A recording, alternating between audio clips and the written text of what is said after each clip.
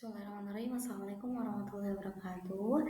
Perkenalkan, nama saya Irma Maulani dari BK23C1 dengan NIM 522310058. Di sini saya akan memenuhi tugas UAS mata kuliah Kesehatan Mental dengan judul Psychological Flexibility, kunci kesehatan mental di tengah tantangan.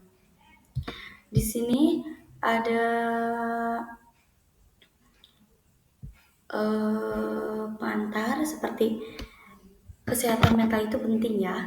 Kesehatan mental itu penting, tantangan hidup semakin kompleks. Demikian ya. Seperti dulu udah pandemi, tekanan kerja, media sosial pun menjadi tantangan hidup untuk zaman sekarang. Individu dituntut mampu beradaptasi dan tetap sehat secara psikologis. Jadi kesehatan mental itu penting banget karena hidup sekarang penuh tantangan. Dari dulu pandemi, tekanan kerja, sampai media sosial pun menjadi tantangan.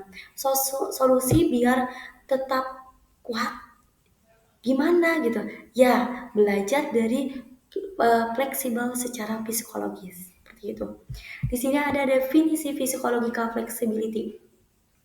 Jadi, physiological flexibility itu kemampuan untuk tetap tenang dan bertindak sesuai nilai kita. Walaupun pikiran dan perasaan itu lagi gak enak gitu. Jadi bukan soal menghindar dari masalah, tapi tetap jalan walaupun hati gak nyaman. Seperti itu. Dan kemudian ada komponen utama physiological flexibility. Ada 6 poin ya. Yang pertama, saya simpulkan saja. Yang pertama itu, kita itu harus menerima emosi tanpa menghindar, seperti menerima perasaan yang gak enak. Kita tuh harus bisa menerima. Dan yang kedua itu, pisahkan pikiran dari kenyataan. Ya, kita itu harus memisahkan pikiran itu dari kenyataan, bukan fakta gitu. Dan ketiga itu fokus ke saat ini. Ya, kita harus fokus ke saat ini, tujuan ini gitu. Dan yang keempat itu sadari bahwa kita bukan pikiran kita. Ya, menyadari bahwa kita itu bukan isi pikiran kita gitu. Dan yang kelima, pegang teguh nilai hidup. Dan keenam itu, lakukan hal penting meskipun ada rasa takut, seperti itu. Dan semua ini tuh kalau misalkan kita lakukan bisa melatih ya, biar mental kita itu semakin kuat, seperti itu. Dan kemudian ada manfaat physiological flexibility. Yang pertama ada mengurangi stres dan kecemasan dan meningkatkan kesejahteraan psikologis, lebih tangguh menghadapi perubahan, meningkatkan kualitas hubungan sosial, dan mendukung kesuksesan pribadi dan profesional. Kalau kita menanamkan fleksibilitas, psikologikal fleksibilitas, kalau enggak fleksibel secara mental, hidup jadi lebih ringan ya. Hidup jadi lebih ringan, kita bisa menahan stres, hubungan jadi lebih baik dan tetap jalan meski keadaan sulit. Intinya, fleksibilitas ini membuat hidup kita itu lebih seimbang dan bahagia. Seperti itu. Dan kemudian ada tantangan kehidupan modern. Di sini itu tantangan kehidupan modern seperti tekanan akademik atau kerja, ketidakpastian masa depan, masalah hubungan sosial, dan kecanduan digital, dan akhirnya overthinking gitu.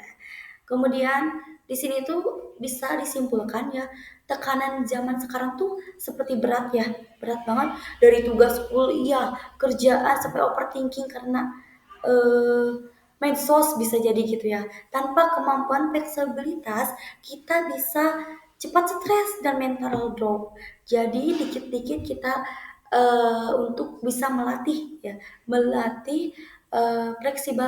fleksibel secara mental, seperti itu. Di sini ada studi kasus, tentang dengan pelatihan psychological flexibility. Di sini tuh ada seorang yang bisa menerima, ia tuh bisa benar-benar belajar menerima kecemasan, fokus pada tujuan hidup dan berlatih bangkit kembali. Ya mungkin ini nggak bisa dengan waktu yang instan ya, harus mencintai proses gitu.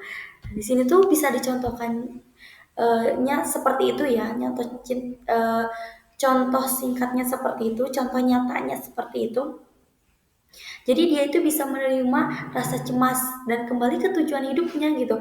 Dan pelan-pelan pulih, artinya kemampuan ini benar-benar bisa membantu gitu. Soalnya di di studi kasus mahasiswa mengalami burnout gitu ya, dengan berlatih menggunakan psychological flexibility, dia bisa membuktikan gitu ya.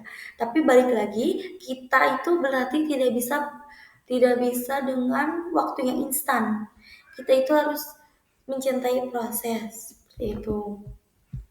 Di sini ada juga cara mengembangkan psikological fleksibilitas. Yang pertama ada latihan mindfulness setiap hari, menulis jurnal, kalau enggak mengelola pikiran negatif dengan sadar, terapi ACT seperti acceptance dan komitmen terapi. Dan yang kelima itu refleksi dan evaluasi tindakan pribadi.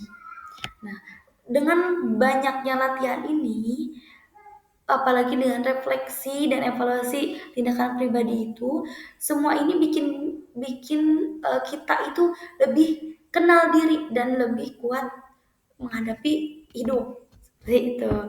Dan akhirnya ada kesimpulan terakhir, psychological flexibility adalah kunci adaptasi sehat ya. Kemampuan ini bisa dilatih ya. Kemudian dengan fleksibilitas psikologi